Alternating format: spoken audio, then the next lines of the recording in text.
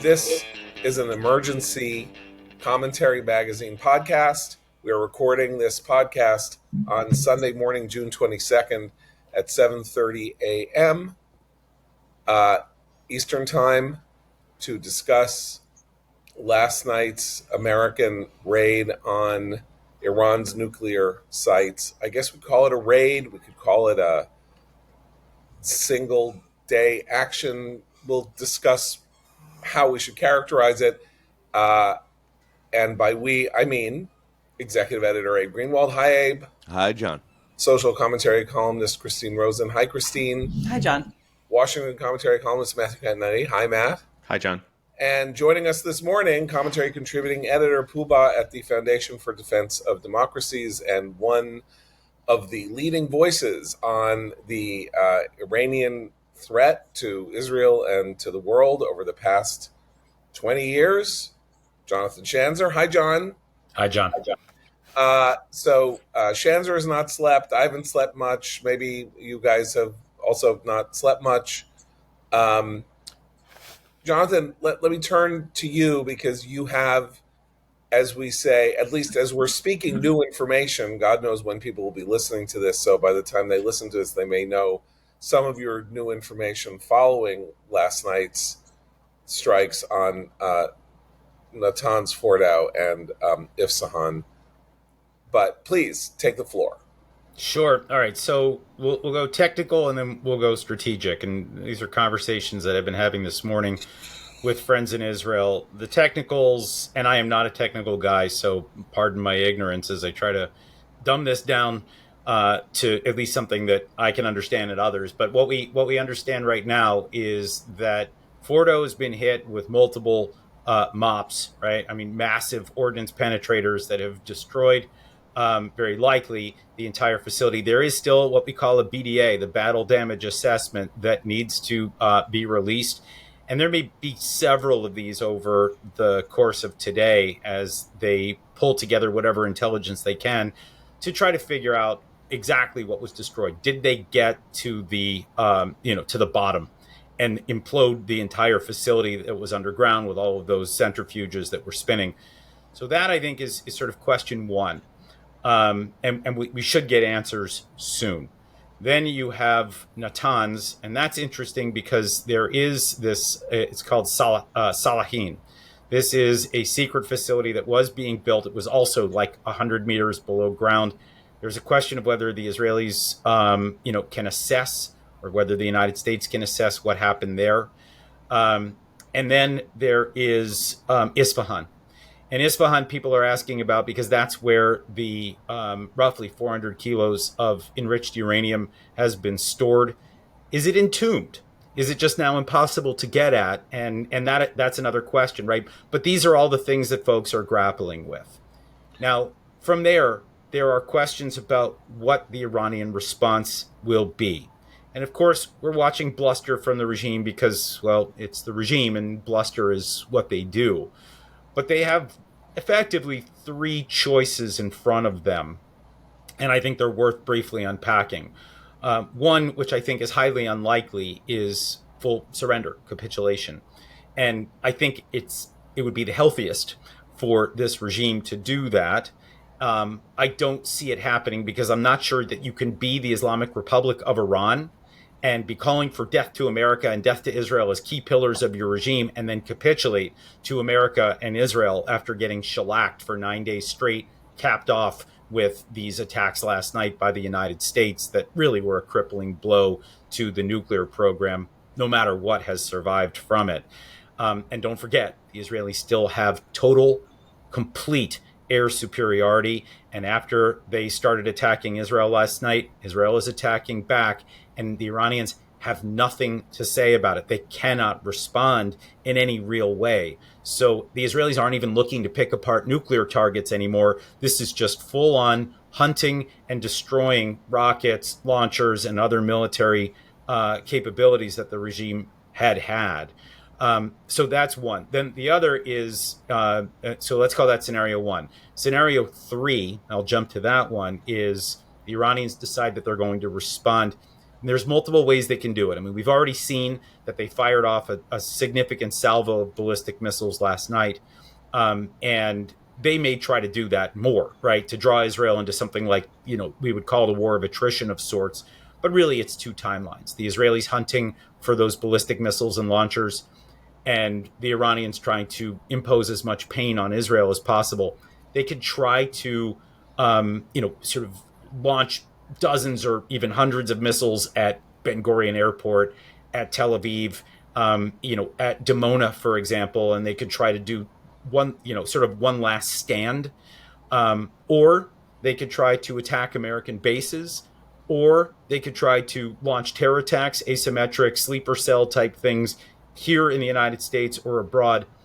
I don't think any of that is going to work out well for them, but this is a suicidal, apocalyptic regime, and they may think that this is what their job is right now, and we need to watch for that and hope that the U.S. is ready, the Israelis are ready, Western intelligence services are ready to do whatever is necessary to counter that. But then there's this last scenario, which I was hearing from a friend in Israel this morning that fascinates me, which is that Iran simply stops firing for a time, and that they do essentially what Hezbollah's been doing, which is nothing. They're defeated. They know they're defeating. They're defeated. They're not surrendering per se, but they're also not fighting.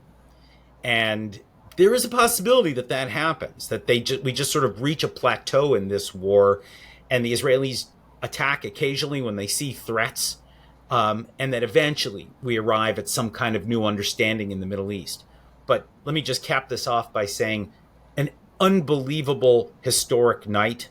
When you heard the president's speech, it was short, it was to the point, it was emphatic. The man essentially offered up the fact that he was working closely with Benjamin Netanyahu from the get-go, and I think we could all see that that's what was going on here. Complete and full coordination between the United States and Israel to neutralize the Iranian threat, the nuclear threat in particular.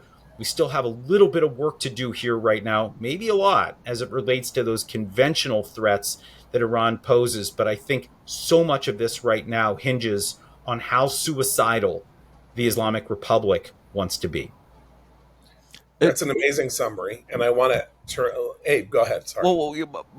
It's a fantastic summary. My question relates to sort of your last point here. A lot of us who have been watching since the beginning of Israel's air assault on Iran, this question is like, how many missiles does the regime have left to respond? I mean, I don't need an exact number, but I mean, I got back of the envelope, back of a napkin numbers for you. They started with about 2,000 missiles, as we understand it. They fired about 600 of them. Maybe some other ones have been destroyed. Various means that the Israelis have, technical, military, to destroy them before they've left the launcher. There's probably 1,000 to 1,400 left. 7 large salvos, or 15 significant salvos left. And you got to understand that this is, we're watching more of them get through because the Israeli interceptors are dwindling. I mean, it doesn't mean that they're running on empty here, but it just means they have to be judicious about what they use and what they're going to defend. And I do think that we could be watching this sort of end game play out. And we are looking at the potential of a war of attrition for a time. I don't think that the regime can survive this. Now, the other part of this is the number of launchers that they have. And that's crucial, right? Because missiles cannot reach Israel unless they're on a launcher first and then sent into space. If the Israelis continue to knock those down, right now they're saying a few hundred launchers, which is up from, let's say it was 6 or 7 or 800 launchers or whatever it was. Those numbers are dropping. And so if the Israelis can continue to hunt down the launchers, the holes in the ground that are on the right angle for these things to be launched, the missiles themselves, that's what's going to speed this up for Israel. But we are looking sort of, from Israel's perspective, that these salvos that are coming in and doing grave damage to Israeli infrastructure. This is the game here. They need to destroy all of this from the air with those F-35s that are continually in the air right now over in the skies over Iran. Versus what the Iranians are able to pop off. And they're not going to do a lot of this during the day. So what they have is the Israelis have 15 hours of daylight to go hunting for these missiles and for the launchers and for the officials that are issuing the directives.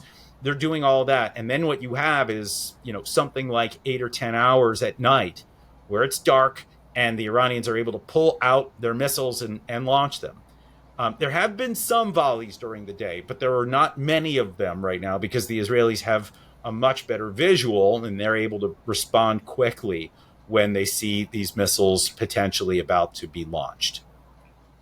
So as we move forward, as we move forward over the next 2 weeks, the threat to Israel's civilian population kind of grows a bit in the sense that as you say, their interceptor numbers are dwindling. And when you say judicious, so just to be like plain spoken about this, they have to husband their resources, and they're going to have to make very painful decisions like, okay, this missile looks like it's headed toward an Air Force base. We cannot allow that missile to hit the Air Force base.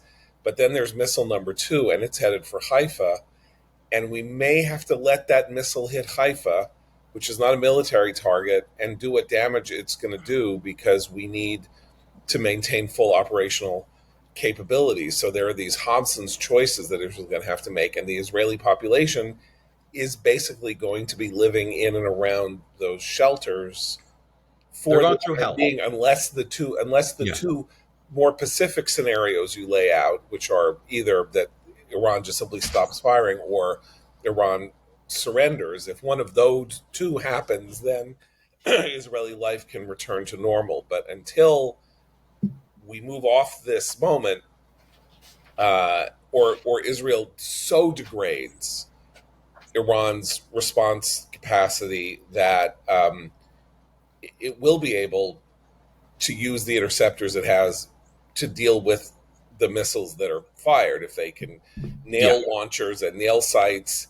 Correct. And by the way, it's not just that they have this operational strength in the air and have total air superiority. We had these reports that there were Israelis on the ground at Fordow, right? In the last 3 or 4 days.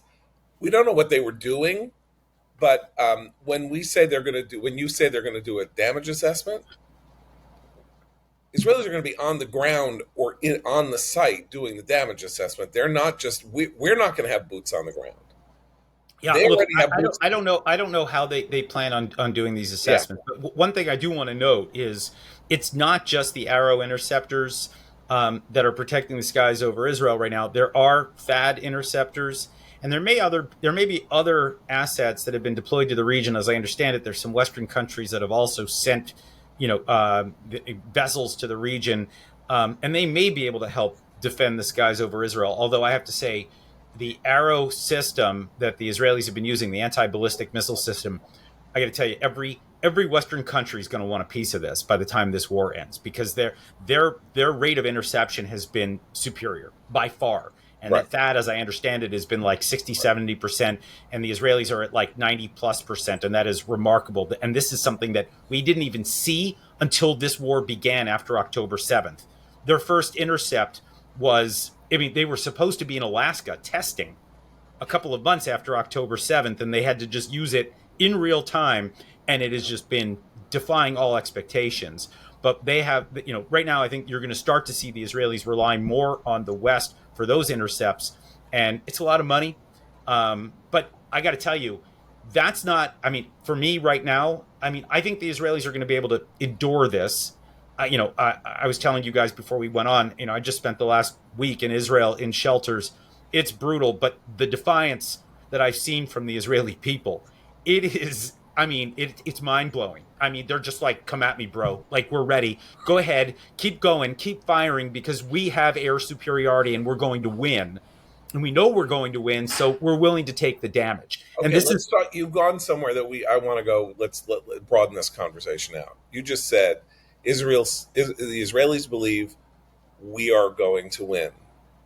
The United States came into this war last night, and the tone of Trump's speech was, as you said to me, it was a victory speech. He didn't declare victory. He said, "Come at us again, and we're going to go at you, Iranians, harder than we did. This was the hardest mission for us, technically," said Trump. "For here on in, it's all gravy. Come Yeah. at us, and we'll just pick you off Yeah. with our, and you mentioned the arrow being used this way. Remember, these bombs that we used, there were 6 or there were 12, no one knows exactly the precise number, have never been used before. And the B-2 bomber, maybe the most controversial piece of military equipment the United States has ever built, at a cost, an ungodly cost per craft, because we ended up making far fewer of them than we were going to. If we'd made as many as we were going to make, the per unit cost would have been way lower. Some estimates are that each of these planes cost $2 billion from development to deployment. Haven't been used before. Never been used in battle before. We just used them.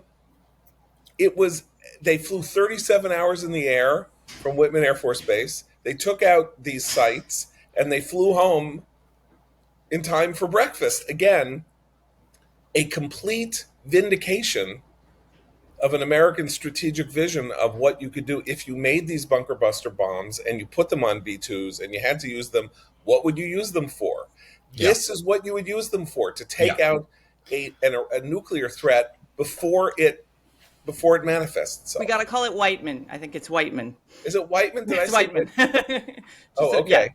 Yeah. Okay, I thought it was like Walt Whitman. Now you're saying it's like Paul Whiteman, the jazz musician. Okay, I got my. Can I just ask, though, because go ahead. Having watched the president's short remarks last night, it was, I mean, obviously, given my political leanings, I was thrilled to hear him say 2 things. One, just to be decisive, emphatic, and powerful sounding about a foreign policy intervention with no caveats, with no excuse making, with no attempts to kind of, coddle any coalition on one side or the other. Just, this is what we did. This is why we did it. I said I was going to do it, and now I've done it, and don't test us again. That was hugely refreshing in this era. It's been decades since we've heard a president speak that way. Secondarily, that he ended the talk by saying, "God bless Israel and God bless America." That really matters. That is a signal, I think, that we're not necessarily just one and done with this strike. It does solidify the fact that Israel is our ally. But I'm curious, Jonathan, where is that relationship right now? Because obviously Trump has a whole faction of MAGA that would like to see this as strategic. We're done, and now we're out of it. No war. Matt, let's go to Matt here on this question of Matt. Matt, our historian, author of the definitive history of the conservative movement over the last 100 years. MAGA has spent some elements of MAGA have spent 2 weeks saying, "Don't go in, don't go in, don't go in, don't go in." I noticed Charlie Kirk, who is like the king of MAGA in the sense that he's the richest, he's the guy who has profited probably personally and professionally the most from MAGA over the last decade as head of Turning Point and all that. So he was anti-war until the missiles flew, and then he said, "We stand with Trump." And then he said on Twitter last night, Trump had no choice. He gave Iran every opportunity to come to the table. He didn't come to the table. That's it. So Charlie Kirk is like, okay, MAGA has now moved. We are now patriotic supporters of this incredibly wonderful raid on Iran. Where do you think in the next 96 hours this goes with the American right? Well, so much depends on where the war goes.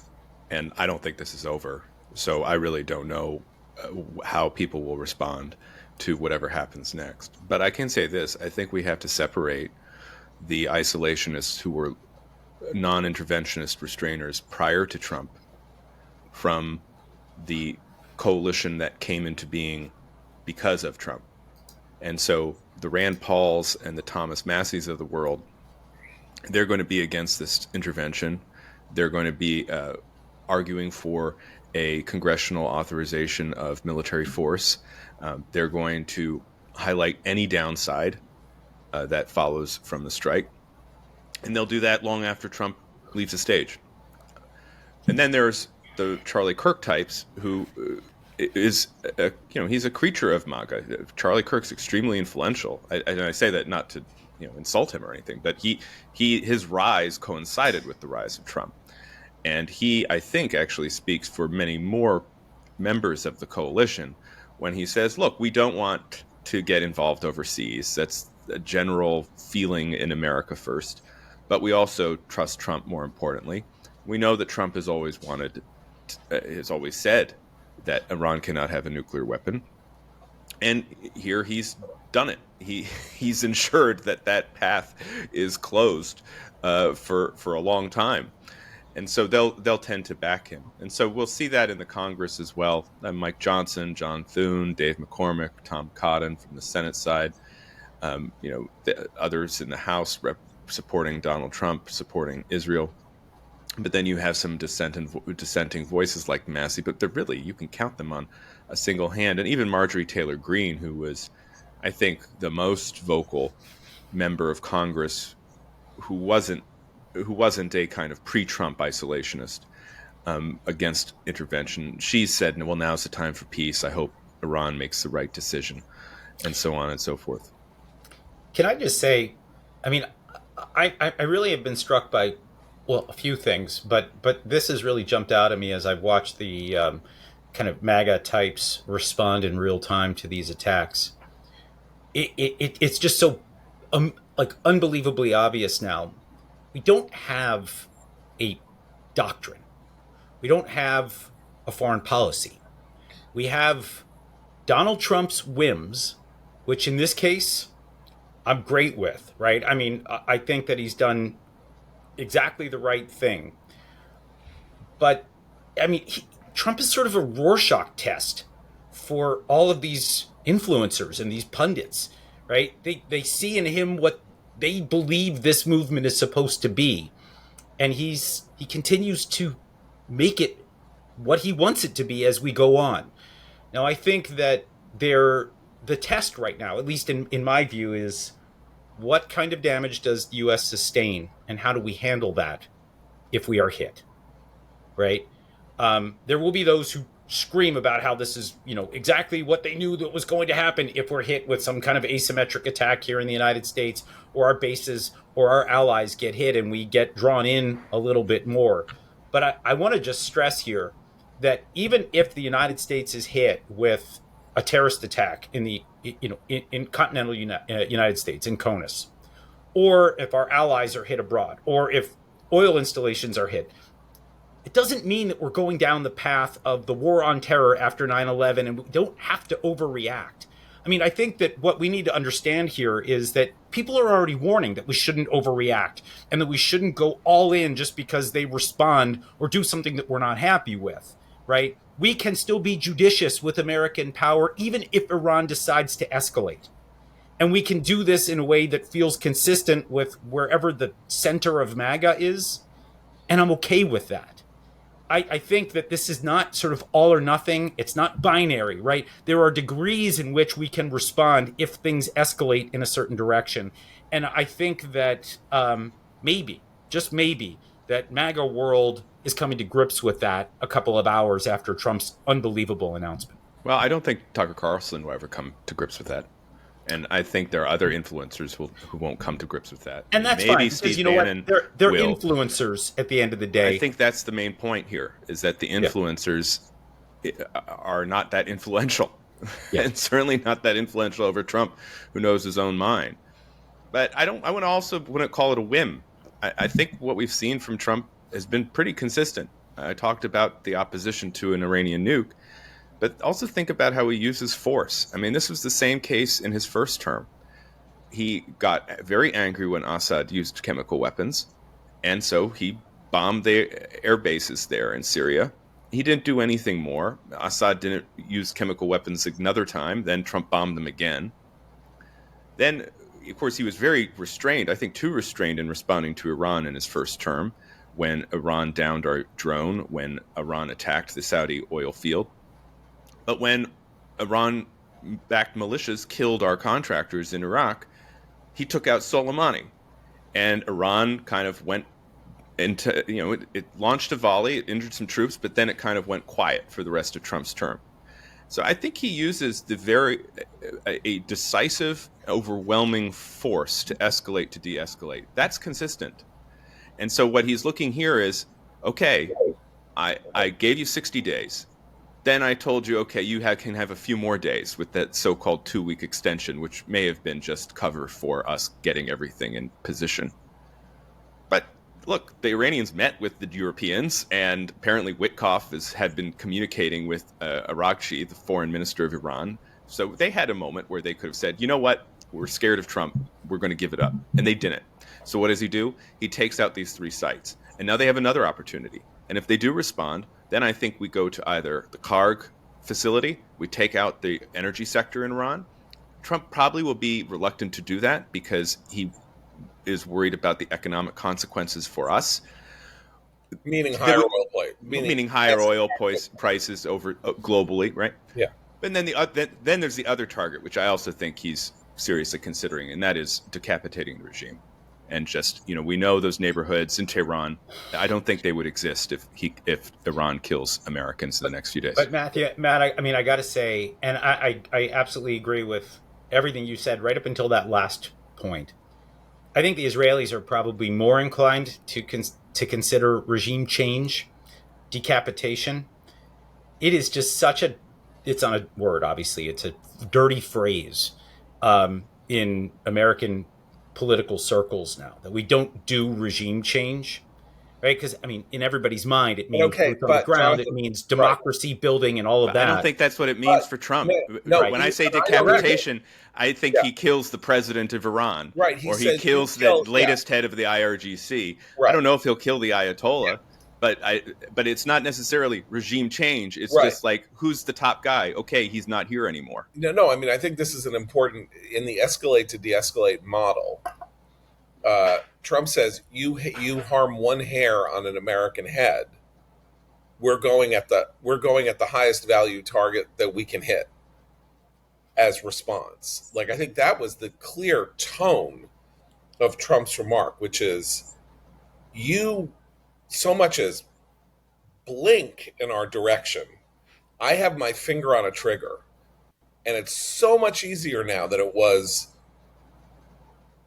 so much easier doing that to you than what we just did.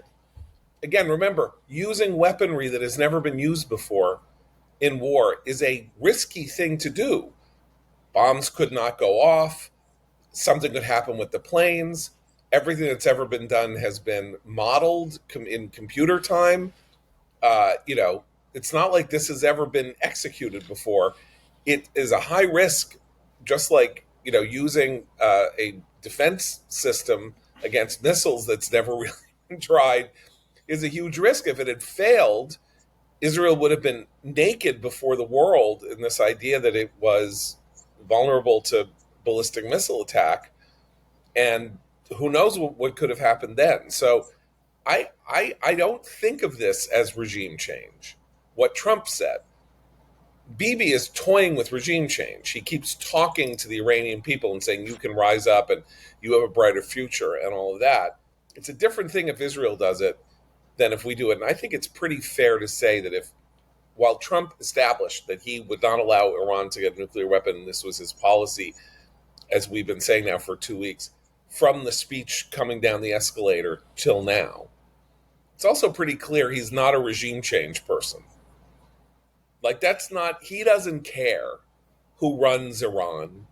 He only cares whether they do things that he likes or doesn't like, or whether they bow to his will or not. So this is exactly, this is exactly what I'm sort of trying to get at here. That's the whim point, because he has a very different strategy towards Russia and Ukraine.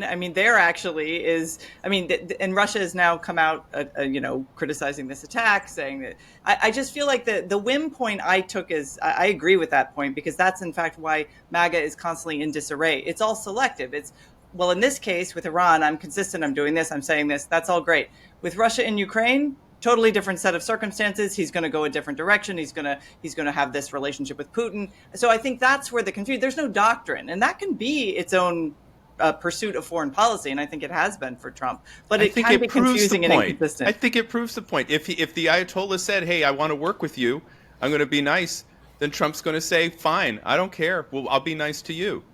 Putin, the problem is that Putin knows how to get Trump to like him because he says all the right words. And so Trump is like, oh, maybe I'll give you another 2 weeks. There's also a huge difference strategically in the Right, setting here. Yeah. But Trump, Trump likes strength. We know that, right? We can agree on that. And what I was struck by when he was talking earlier this week, I think it was on his way to Bedminster, I guess just at the end of the week. And someone asked, well, do you think diplomacy can end this fight here between Israel and Iran? And he said, well, I don't know about diplomacy because Iran's in a really weak position. And I listened to that and I said, well, that's exactly how he thinks about Ukraine. He thinks Ukraine is in the weaker position vis-a-vis Russia. Therefore, you know what? Why are we helping Ukraine? I'm not saying I agree with this analysis, right, but I'm just saying in his mind, it's all about who is dominant. And at this point in time, Israel is clearly the dominant force in the Middle East. And so it only reinforces his earlier support for Israel as well. Okay, but the whim thing, so let me try to chart a middle course between Christine saying he acts on whim and there's no doctrine, and Matt, you essentially finding a doctrine in he goes hard, he makes it clear that he'll go hard. If you don't believe him when he says he's going to go hard, you're making a mistake not to listen to him, that he's not Taco Trump. That's a misapprehension. Middle ground here is that he has articulated this idea about the Iranian nuclear weapon for 10 years. He knows he's said it for 10 years. MAGA misunderstood him. This is where I go. MAGA, or whatever you want to call it, from the influencers to the politicians. They thought that his actions toward Ukraine or his behavior in the Russia-Ukraine war was the most suggestive aspect of how you could determine a doctrine from Trump and spell it out in future. He doesn't want to intervene. He could solve this war in 24 hours.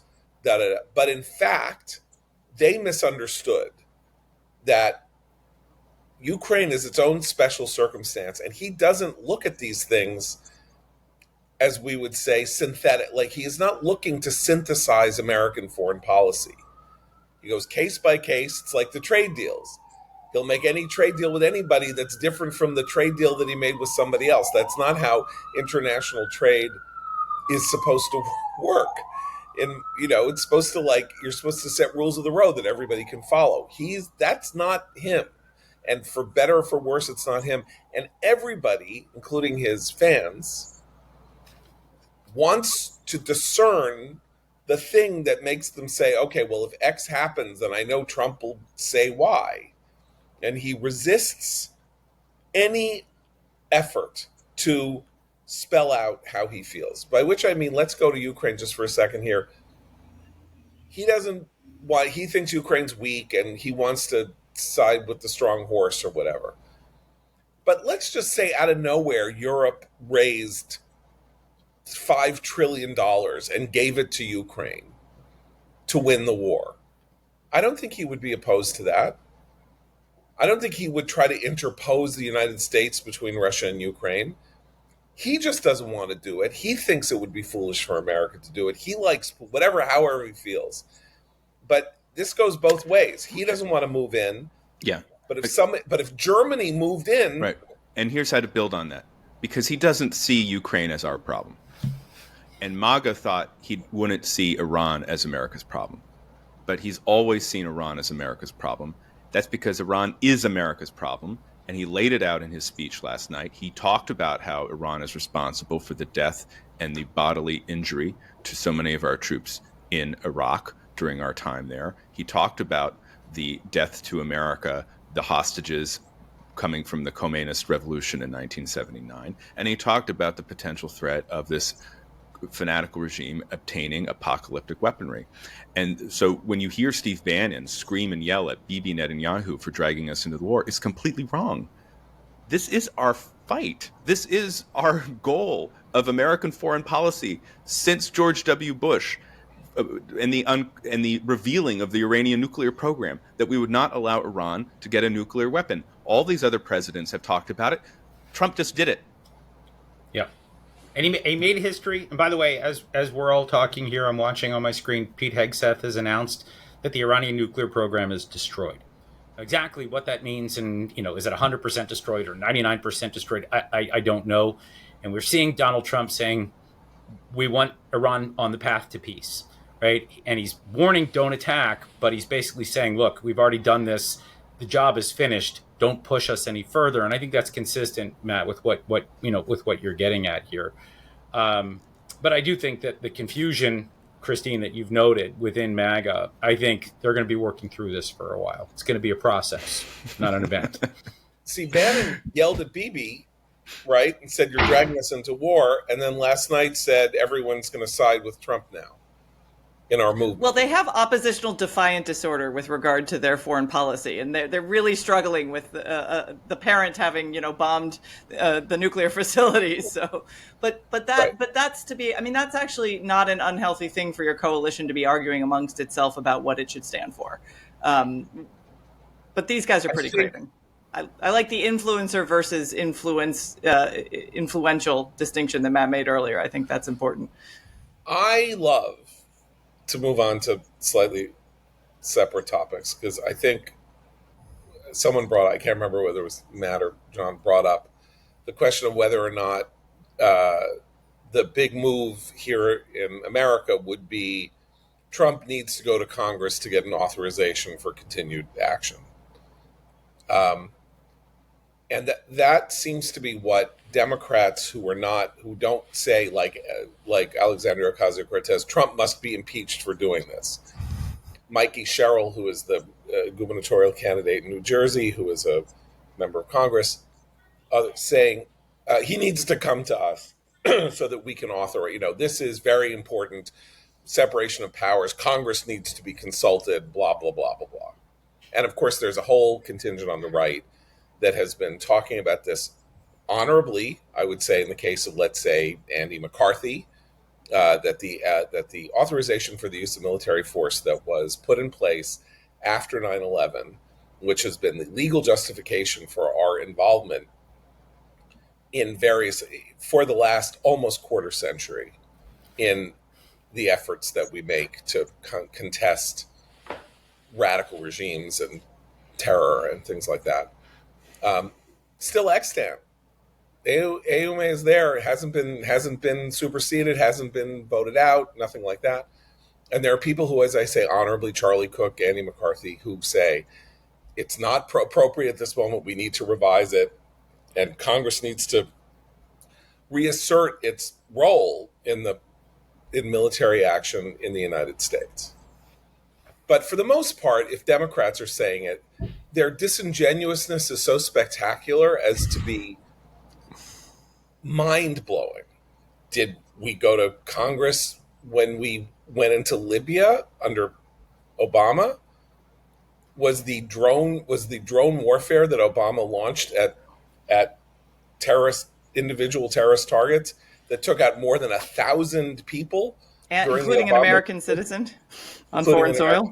Was that ever brought to Congress for authorization? Biden did stuff. Nobody ever said boo. When you start mouthing off about this in relation to the person who isn't your guy, you deserve to be treated with contempt and scorn. I think it would be great somehow if Trump began the process of reporting to Congress in hopes that there would be a vote, something like that. I would be for that. But do not, people who are listening to the sound of my voice, get tempted by this notion that the United States the Constitution requires that the president go to Congress anytime he uses military action. The first American military involvement abroad in the history of the United States was our war against the Barbary pirates, from the halls of Montezuma to the shores of Tripoli. That took place between 1801 and 1815. Guess what never happened? Thomas Jefferson and James, nobody went to Congress. Madison and Monroe, nobody went to Congress to seek authorization for us attacking the Barbary pirates. That's the first American military involvement on the planet. There, I think, have been 9 congressional declarations of war, and the AUMA functions as an implicit support of American military action in the 21st century, unless Congress were to act otherwise. So don't fall for this disingenuous nonsense. So, John, Democrats are. I just want to say one thing, and I'm not like a legal scholar, and I'm not going to get into the kind of the different kind of legalistic ways of attacking this. But I wrote my PhD on the history of America's efforts to combat terrorism in the 20th century, and all of the literature points to one thing, and they all refer to it. It's a culture of deference. The Congress defers to the executive as it relates to military and security matters. They don't tell him what to do, or her, one day. This is something that is handed down by the executive, and it becomes a perfunctory thing. And there's no way around that right now. We've got decades of precedent. And that's where we are now. We want to change that. That's fine. But let's not say that because Donald Trump, we need to change these things. Yeah, it's why we have where we have evolved. It's why we have a president. The president is the only office that is on the job 24/7, 365 days a year.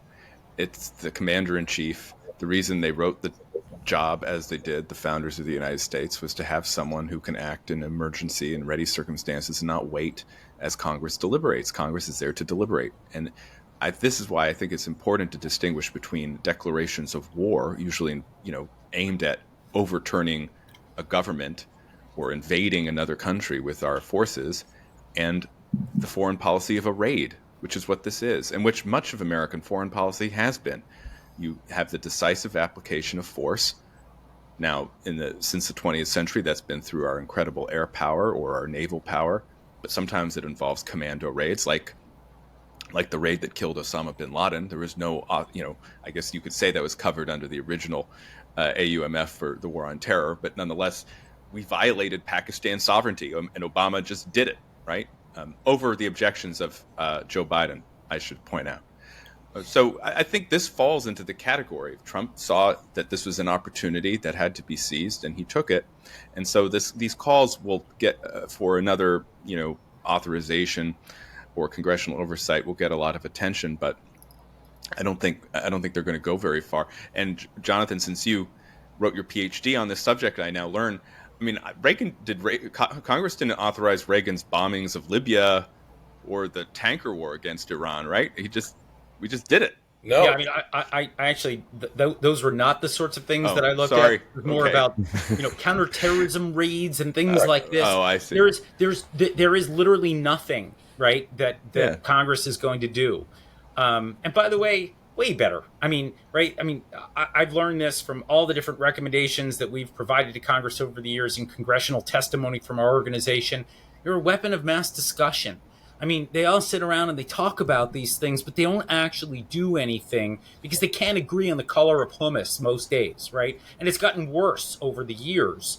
And so the idea that we're going to wait for Congress to figure out whether they're going to approve an American strike on Iran's nuclear program as they're making a dash to a bomb over the last couple of weeks, that's insane. Well, it's truly insane. And Congress retains the very, very powerful purse, so they can fund for, so coming to them for budget approval and for spending is where, and I think the founders would agree, that is where its power largely is. I just want to add, thank you for saying him or her, but also thank God that right now this isn't a her. Because I was thinking of that in terms of like hinge moments of history, and Matt's comment about what Biden has done in the past. We really should be grateful that we have the leader that we do, even as flawed as he is, and all our leaders are flawed, but as flawed and difficult a creature he is to understand, at a moment like this, he proved historically important. By the way, again, relating to that question of Kamala Harris and the Biden, what did they call the Politburo, Biden's brain trust, and the people who were Obama's brain trust, all of whom sound very funereal, or was sounding funereal last night on social media about what was going on. So, where the Democratic Party stands, pull back 30,000 feet. Trump announced last night, and now Hegseth has announced, that the United States went to destroy the nuclear program of a country that has weekly sessions on Friday afternoons where hundreds of thousands of people chant death to America. And it was about to get a nuclear bomb, and he took planes, American planes with American bombs, and he dropped those bombs on the sites where it was going to have where it was going to create and deploy nuclear weapons. Historically, do you really want to be on the other side of that? Do you want to be in a party like just a year from now? Do you want to not have thought that this was a good thing? Am I taking crazy pills? Well, no. No boots. Go ahead, Abe. If you are, among those funereal voices, what you're now waiting for is the bad response, right? The bad stuff to happen. So almost cheering. Exactly. So you could then say, "Oh, I knew it." This is the bad stuff. And I'm also, in this regard, I'm curious about the region, because right up until this happened, we started to read these stories. Israel is intensifying its attack amid growing calls for it to slow down, or calls for a ceasefire. And I mean, I got to think that every Arab power in the region now is absolutely delighted, right? It's funny though, Abe. I was watching. The Saudis have issued a condemnation.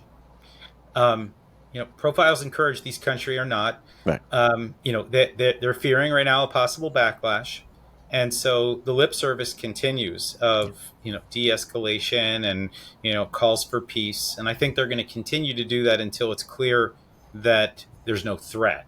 At which point, then they come out and high five the Israelis and normalize. But you're going to watch this charade go on. Yeah. By the way, as we've been talking on my screen, I'm seeing that, talking about some of these weapons platforms, John, that have never been used before. The entire operation lasted 25 minutes last night. It's a 37 hours of flight time. Yeah. 25 minutes of action. Yep. And then got to fly back.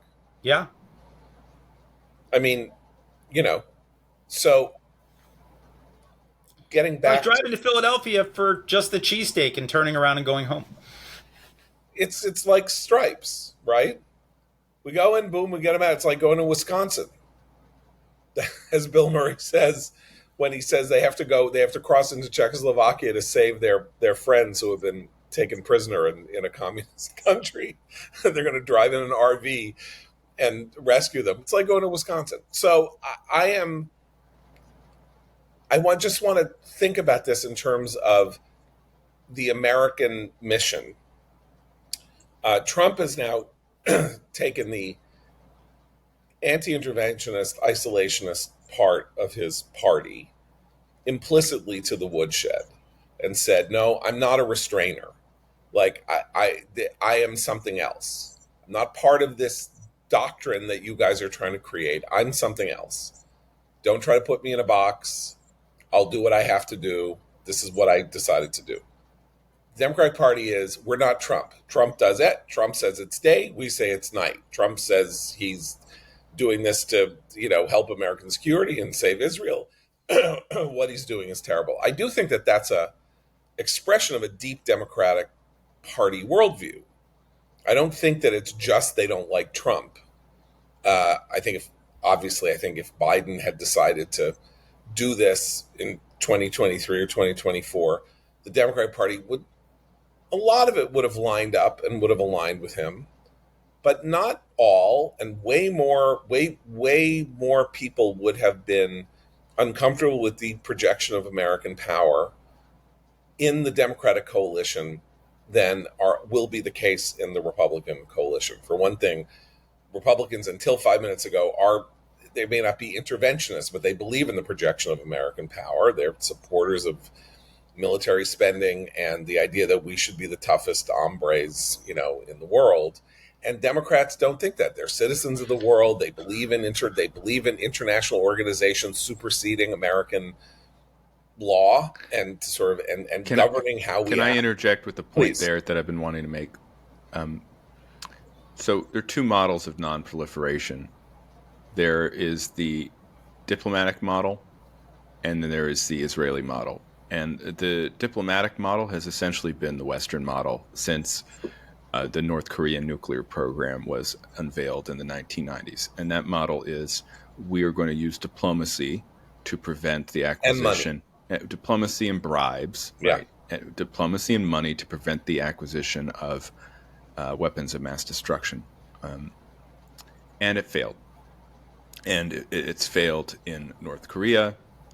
It was failing in Iran. There's no actually, I can't think of a positive example for the Western diplomatic method. Then you have the Israeli method, which is we're not going to allow our adversaries to obtain WMD, and we're going to use force. And that was Osirak, that in Iraq in 1981, that was the Syrian plant in 2007, and that was the beginning of Operation Rising Lion last week.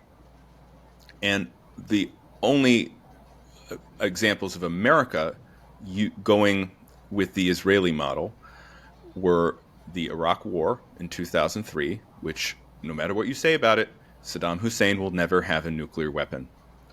The Libya example, where force was not used, but because of what happened to Saddam Hussein, Muammar Gaddafi voluntarily gave up his W&D plans. And now Trump and Fordow and Operation Midnight Hammer, I see that's been called. Which model is more successful? Right. The only model that's successful is the Israeli and American model of destroying these programs. Yeah, and I think we can all acknowledge that action like this is going to be far more effective 10 times out of 10. Well, Obama folks don't acknowledge it to this day. I got to tell you, I was watching like Brett McGurk on CNN last night, responding in real time.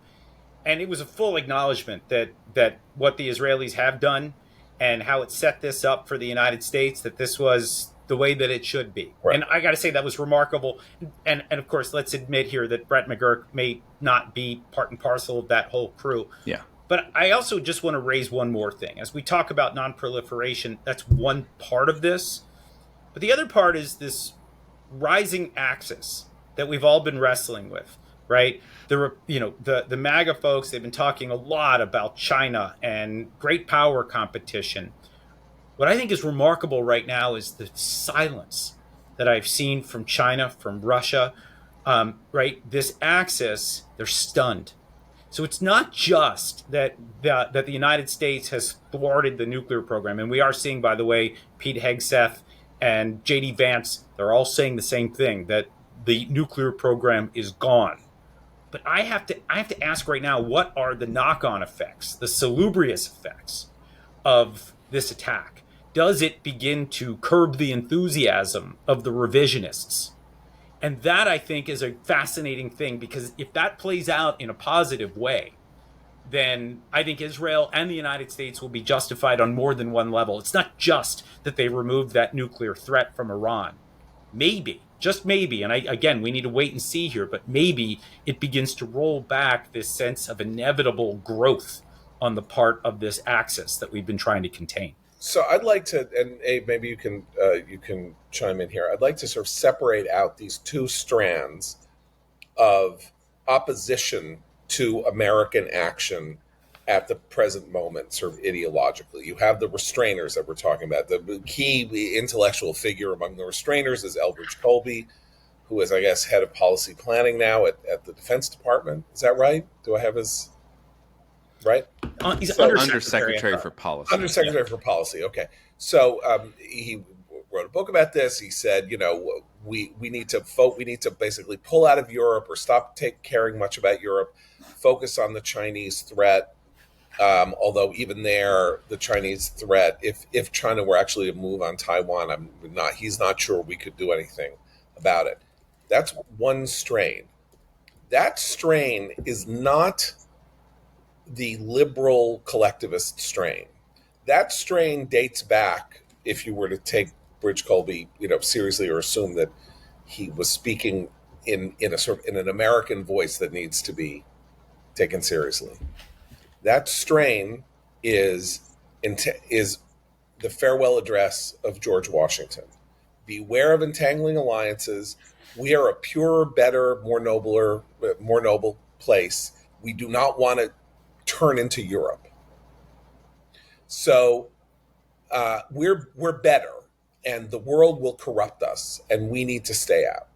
Then you have the liberal anti-interventionist strain, which was spoken last night as follows: if we just did this, Iran may pull out of the non-proliferation treaty, and then where will we be? The non-proliferation treaty, Iran could be in or not be in the non-proliferation treaty if we've destroyed their capacity to ever have uranium or anything.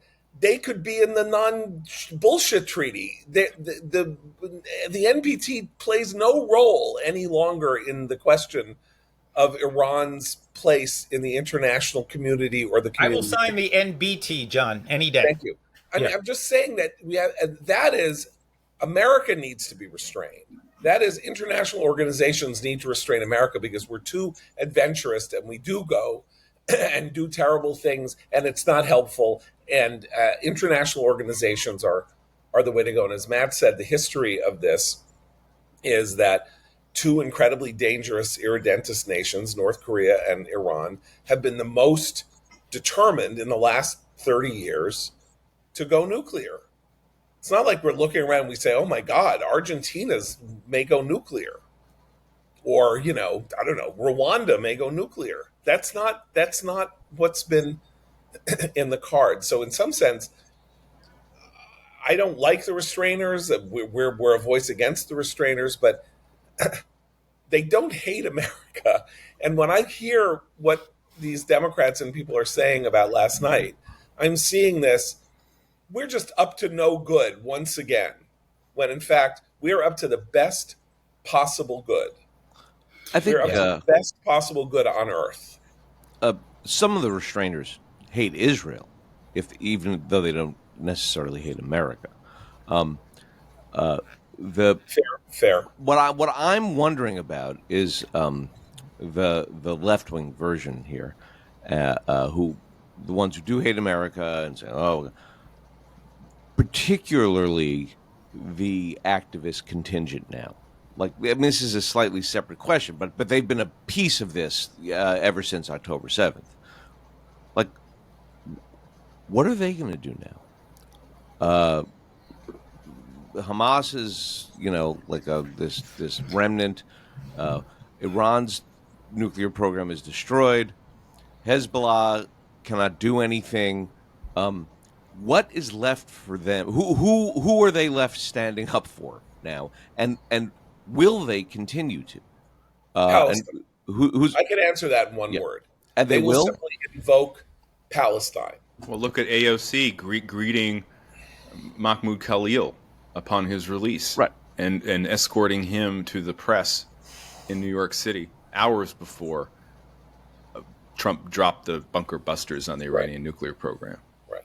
By the way, when I say they hate America, I don't think Mikey Sherrill hates America. I don't think Chuck Schumer hates America. I mean, I hate Chuck Schumer, but I don't think he hates America. But I do think that... Has he said anything about what happened last night? Yeah, he said they need to come to us for authorization. This is 10 days after he said Trump was Taco Trump. And he talks a big game about... Remember, Schumer, we have a great piece in the current issue by Tal Fortgang about this idea that Trump is not a friend to the Jews or Israel, and Schumer being one of the author of the book and his history of anti-Semitism. The protector, Shomer. The protector. Can I just, I want to point out something as we talk about this, and it really, it sort of smacked me in the face just now. Trying to parse through all of this, in the idiocracy that we currently live in is it really is astounding. I mean, the sort of MAGA influencers, the Trump derangement syndrome, the asinine foreign policies of both Democrats and Republicans. I mean, at the end of the day, this is a simple thing. The United States took out a threat. There could be backlash. There could be. But at the end of the day, this was a positive for the world, right? You don't have the threat of a nuclear Iran. The world's foremost state sponsor of the most prolific state sponsor of terrorism does not have the ability to produce a nuclear weapon any longer. The regime is reeling. Great. We could be hit. The Israelis could be hit. There could be terrorism around the world. But at the end of the day, does anybody doubt that this was a positive? And we're trying to get through all this noise. The answer is yes. There are people who doubt that it's a positive. For one thing, let's take the original restrainer, 45 years restrainer, John Mearsheimer, professor at the University of Chicago, supporter of nuclear proliferation as a form of sort of global deterrence. I published an article about John Mearsheimer, whom no one had ever heard of, in a college magazine that I edited at Chicago before he came to Chicago, about him wanting to expand the nuclear club. There is a world of people who think that America would be best restrained by Iran having a nuclear bomb. Right. And of course, Israel has a nuke, and maybe then Iran should have a nuke. That would only be fair. Right. There is that. This is an idea in the head. But to go back to the Obamans, because I think they now that the Biden people seem to have evanesced from the world stage, the last successful Democratic presidency, the two-term presidency of Barack Obama, the voices that dominated that presidency, or the PR voices, are still very present. Ben Rhodes is on TV. He was the guy who essentially sold the Iranian nuclear deal. His friends at Pod Save America are going around being Pod Save America people. And they are extremely negative about what happened last night. Tommy Vietor, one of the Pod Save America guys, best known for being Obama's limo driver in 2008, is like, there could be an Iranian response. Therefore, we should have done nothing. That is, I mean, again, is that where you want to be? But this is successful American military action? This is to John's point, though, is that we have so long lived in a world where the people who are supposed to display strength and leadership are like those parents with unruly toddlers going 1, 2, don't maybe get to 3, but then they get to 3 and they're like 4, 5, and it is a new world. It is a new way of thinking about what our role in the country role in the world should be, and how our leaders should act. And they will be reeling, I suspect, for a very long time, because they do not like living in that world of clarity.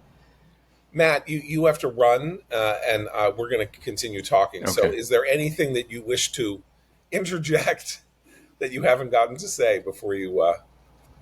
Well, I just don't think we've really gotten around the magnitude of the moment, even though we've been talking about it. We also don't know how this is going to unfold. Like I said earlier on, I don't think this is the end of it. But I also think that Trump's speech last night was remarkable, not only for the reasons that we mentioned, but also because of his invocation of the deity at the end of it. And, you know, I just keep returning to that line in his inaugural where he said, God spared my life so I can make America great again. And I really do believe that Trump feels that Providence is at work here. And I think that Providence led him to make this decision, which no other American president has made or would make, in my view. And I think that we have to marinate on that, as the facilitators would say. All right, so I wrote a blog post last night that ends with pretty much that point, that Butler, his survival of the assassination attempt at Butler, seems to have altered him in some fashion. We don't quite know in what way or how, and that I look at this, I see somebody who says, yeah, God bless America and Israel. We love you, God. He said, it's a new formulation. Ordinarily we would say, God's blessing, or, God is love, or something like that. We love God was a sort of interesting new wrinkle. But Israel is a world historically unique country in a world historically unique set of circumstances. It has become friendless across the world and over time. And we saw that with this Canada, Britain, and France declaring their interest in imposing sanctions or punishments on Israel for it defending itself against Hamas and trying to, succeed in Gaza.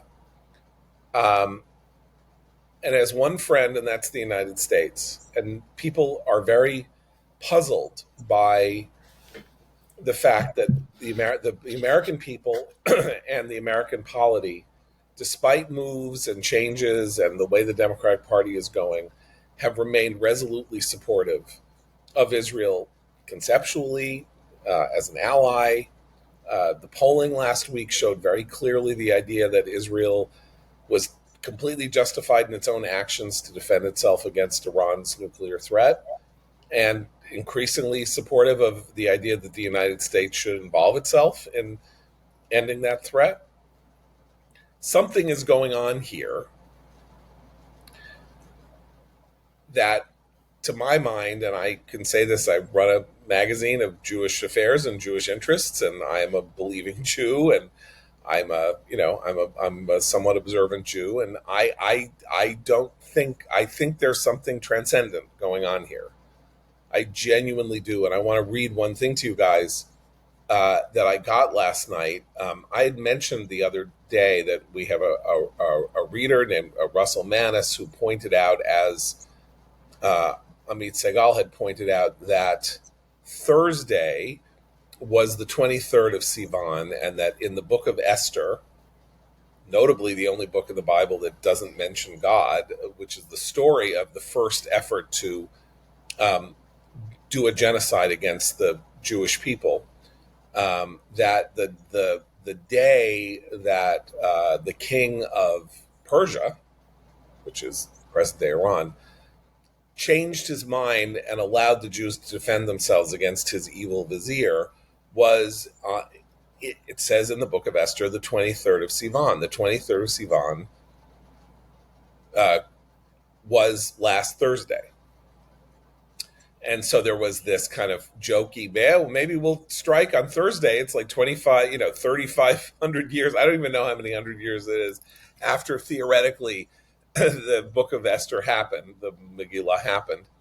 But he wrote me last night and he said this. He had written me after on Thursday saying, well, I guess it's not going to happen today, even though that would have been very poetic. He said, I was perhaps hasty in writing off the possibility that the 23rd of Sivan would again be a historic point. The New York Times is reporting that the B-2 bombers flew 37 hours straight from Missouri to their mission. As the mission took place approximately 6 p.m. Eastern time this evening, they left the Air Force Base around 5 a.m. Friday morning. It seems more than reasonable to infer that the decision was made the day before, on Thursday, the 23rd of Sivan.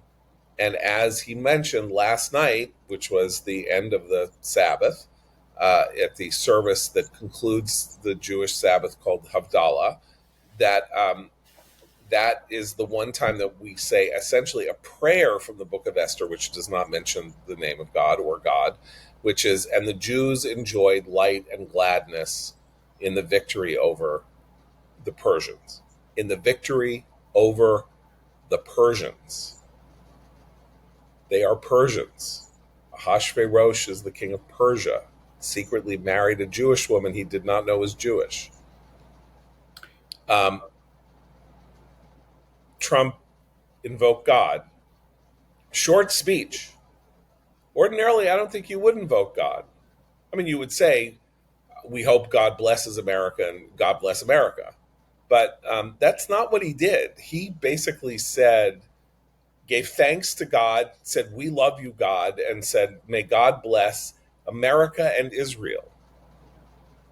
No American president has said. By the way, also, not to keep like droning on, but he praised Bibi Netanyahu and Israel in this speech before he talked about the United States. Yeah. The sequence in the speech was. I actually want to put my finger on that, because it's absolutely right to point this out. He essentially indicated that the collaboration, the coordination between him and Netanyahu was as deep as it could possibly be. I mean, he acknowledged this in ways that I didn't think that he would. I think we all kind of understood that, he gave Iran 60 days, and on the 61st day, the Israelis started striking. And there's been, a massive amount of coordination, and that, the two have been on the same side of this from the beginning. But it was remarkable to have him say that, to acknowledge the IDF, to acknowledge Bibi, to acknowledge that this was a joint operation. That went beyond, He said, I think. We have worked closely as no one has ever worked closely before. Correct. So he not only said that that they were in lockstep, he essentially, now you could look at this darkly and say, if things go really terribly, he can say, you see, I said that night that I did this with the Israelis and I was stupid. Whatever. He never says he was stupid. That's not right. That's unprecedented. Yeah.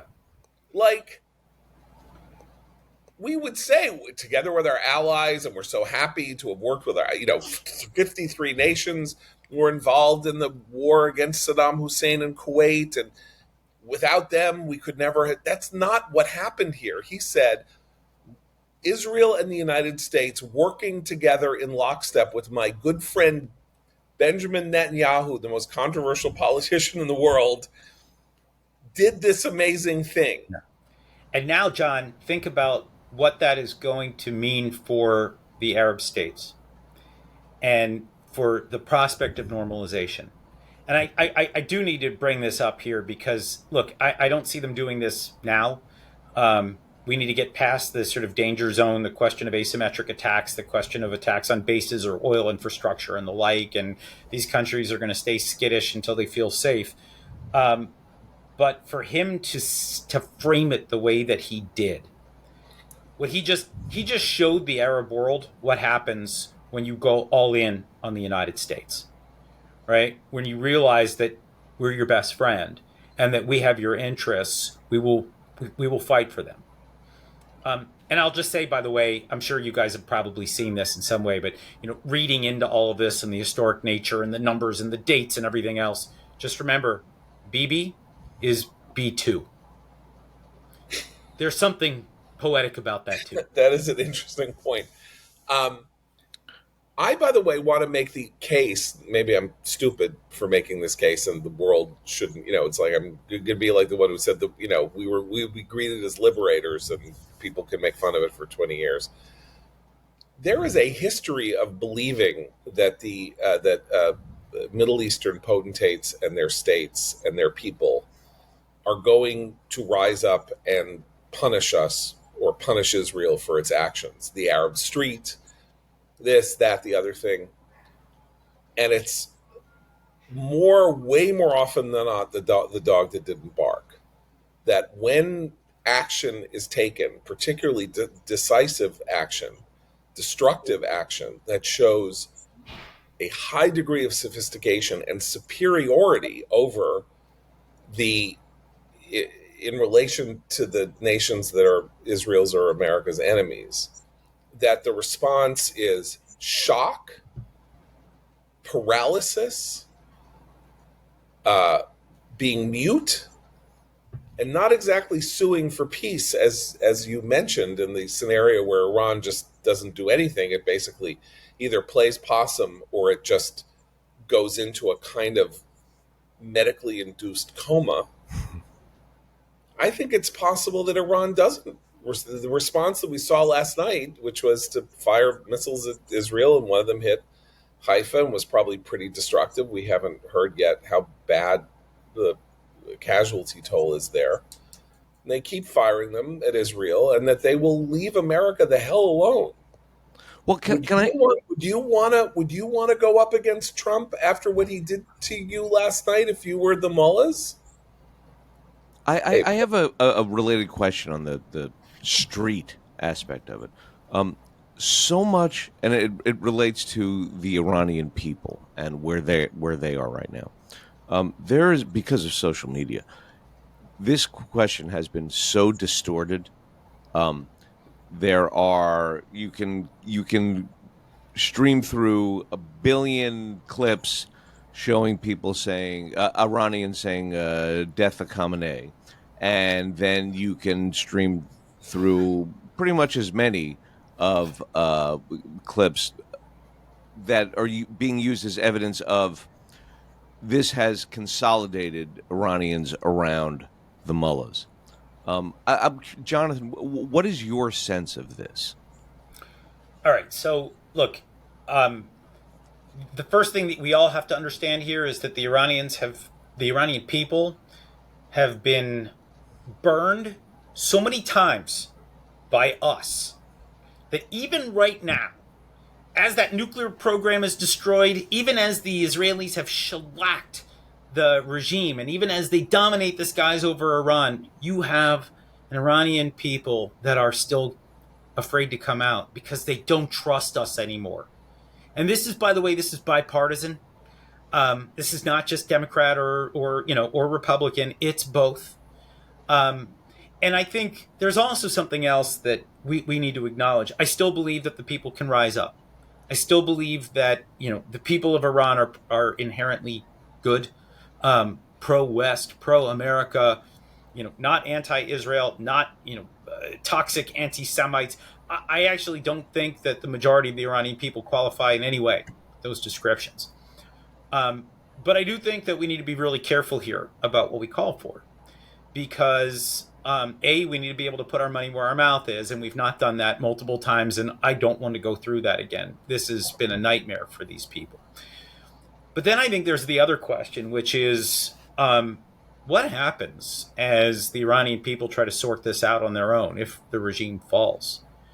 You have deep sectarian and ethnic and religious fissures within the regime, right? You've got the Kurdish question, and you've got Azeris, and you've got Baluch, and you've got, right? I mean, at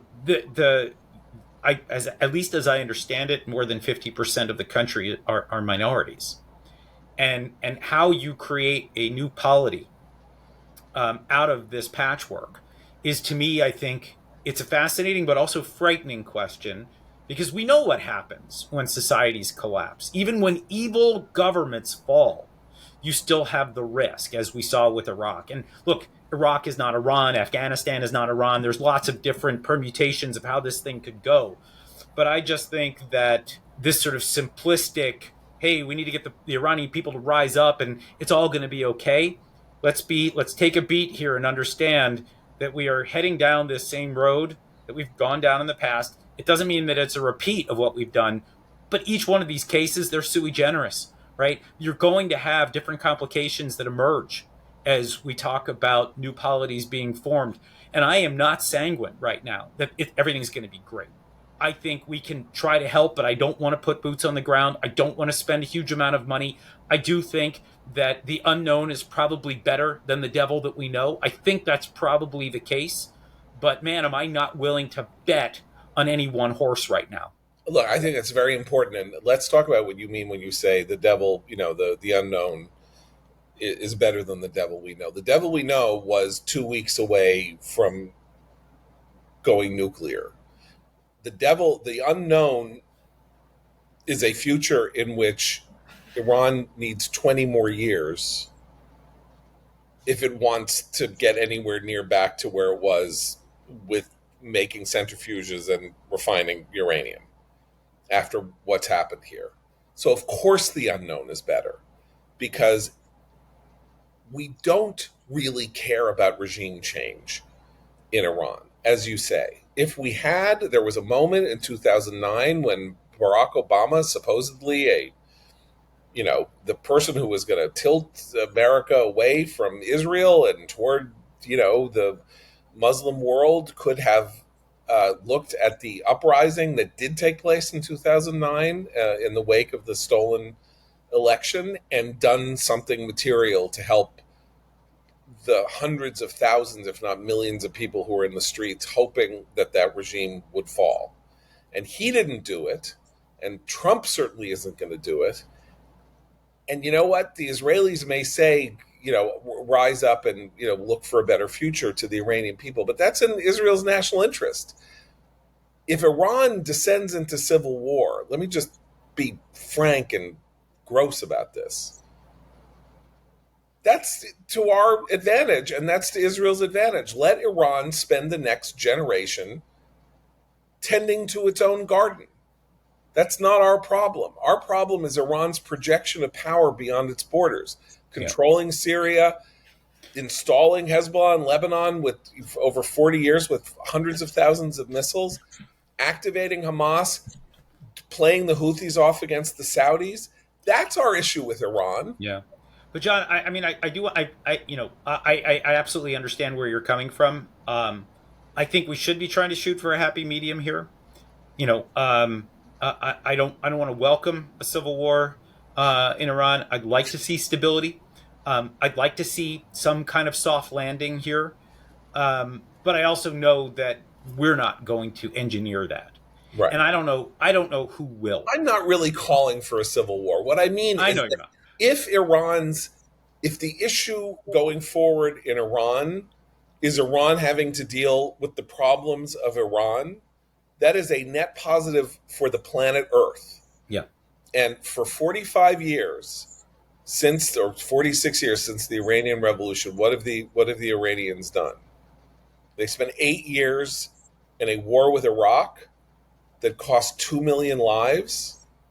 They have sponsored terrorism. They have thrown Americans in wheelchairs. Their proxies have thrown Americans in wheelchairs off cruise ships, have, done terrible things to America, to the world, to Israel. Again, active the Seven Front War. This is the end of the October 7th war, in my view. Well, I will the say war that was not, and that war is Iran's. You've been making this point from the get-go on this podcast in our pages. This is Iran's war against Israel. It is not Hamas's war against Israel. This is, and I think, by the way, Benjamin Netanyahu made that abundantly clear 9 days ago when he started this operation, and he brought it all full circle for everybody to understand. But let me just tell you, the conversation that I had with one of my best Israeli contacts right before we hopped on, what's amazing is the Gaza war is the one that is unresolved. Right. And that's actually a remarkable thing. It's the tactical theater that they can't quite finish. But I think now the chances of being able to neutralize all of these 7 fronts, I think, are far higher because of the damage that Iran just sustained. Right. And by the way, let's talk about scale, because we're talking about we just flew these bombers, dropped these bombs, billions of dollars of American craft and money spent to make this possible. Why is the Gaza war unresolved? Because of 20 people. Correct. Israel would finish off Hamas and international condemnation of Israel for purportedly waging war crimes to try to recoup their people. Yeah, what that shows is Iran deciding to play on the international global scale and finally activating its 7 front war against Israel has probably destroyed this regime and laid waste its ambitions for the 21st century. The one thing that worked, because of the humanity of the Jewish state and the humanity of the doctrine laid out by the rabbis in the Talmud, that it was a duty of Jews to ransom their captives. A 2,000-year precedent in Jewish history. That means that this war remains it's the tiniest of scales. in a country that cares about every single one of its people to the extent that it is willing to endure a war that could have been over in a matter of days, that could not be over in a matter of days. But come at you with the Houthis and with the Hezbollah and all of that, large scale, Israel will mete out destruction and death to the extent that it has the capability to do so for the purpose of escalating to de-escalate. This is the final point I wanted to get to. Trump said, I don't start wars, I end them. And everybody misunderstood what that was going to mean in this case, including me or including us. I thought that was his, even getting involved in the world is stupid. I'm not going to get involved in the world. I'm just going to end wars. I would have pulled out of Afghanistan. Well, we would have done it better than Biden, which I think is probably unambiguously true. But if I'd been reelected, I would have pulled out of whatever. What we did last night was end this war, or, basically start the end game of this seven-front war of Iran against Israel. Trump was right. Trump spoke the truth about himself. He doesn't start wars, he ends them. He came into this war to end it. He tried to do it through negotiation. And, when you think about this, and we look at the Iranians, and we all, I think, were properly skeptical of the idea that there was any purpose in trying to negotiate with the Iranians, because they would never agree. And now you look at Iran in tatters and smoldering, and you're like, well, why wouldn't they? Did they not understand that this was going to happen? And I think the answer is they probably didn't, because they think that we're not a strong horse, that we're a weak horse. The United States, number one, and number two, they live in their own theological bubble. And they believe that God is on their side. And I don't think God's on their side. God, as Trump said, God blessed America and Israel last night and not Iran. But, John, I mean, this is, the morosity that we always talk about that I bring to this program.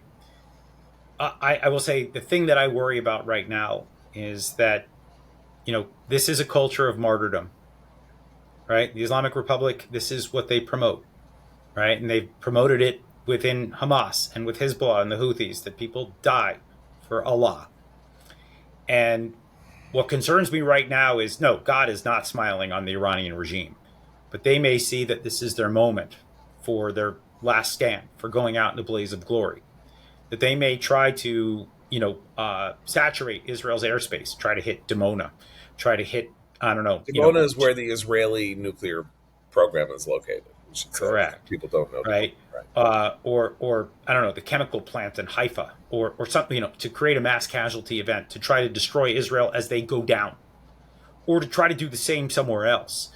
That, I think, really that's the concern that I have. I think you're right that that this regime, God is not smiling. If there is a God out there, it is not smiling on Iran right now.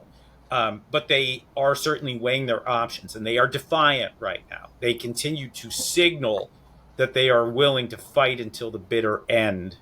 And this is, I think, what we need to see right now. The United States, Israel, the international community, they need to disabuse the supreme leader of Iran of this notion. And I think that's why these hours ahead right now are crucial. That the pressure that can be brought to bear on the regime, that all of it comes. Whether it's military, it's diplomatic, it's private engagement, it's, trying to offer the Ayatollahs an off-ramp, whatever it is, it's important here that we get them to stand down. This is a crucial moment in the Middle East, a crucial moment in this war. That is why Trump's speech last night was so important in every particular, because when he hit Syria for its use of chemical weaponry, he said that was one shot, one night, one shot, we're done, we did it, yay, I'm the best. Said last night, stand down. We're not done, we're at the ready to keep going if you don't stand down. That was very important because it's really scary. It's actually really scary. And we just showed that we could scare people again, which is what deterrence is. Yeah. Deterrence is don't do it. You're right to be scared of us. Before you do it, don't do it. And Trump. And he said it every step of the way up until the very end. I mean, Yeah. you know. That's very important also because he did. I don't know that anybody can doubt that if the Iranians had come to the table and said, okay, Yeah. we'll suspend enrichment, that he would have gone to Bibi and said, don't strike them. They're coming to the table. I'll be very angry at you if you don't let me get this deal. Iran summoned this on itself by pushing the button on October 6th, in my view, or, basically said, go. And this is the logical end result of, as war often is when a nation is, puts it, of an insane set of miscalculations. And here we are. All right, we've gone an hour and a half. Everybody's got to go, get some coffee, take a nap. Shanzer's gotten 3 hours of sleep in the last 3 months. Maybe take a little snooze. We'll be back tomorrow. Thanks, John. For Christine, Matt, and Abe, I'm John Podhoretz. Keep the candle burning.